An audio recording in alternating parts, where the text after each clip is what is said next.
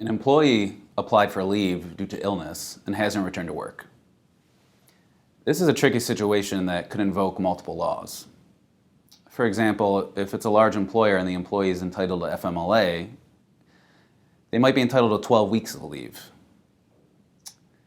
If they've exhausted that leave or there is no FMLA, then the Americans with Disabilities Act might come into play. Under the ADA, an employee might be entitled to leave for a certain amount of time in order to recover from an illness. But the amount of time is a gray area. Under the law, there is no set time under the ADA. An employee has to provide leave for, or an employer has to provide leave for an employee.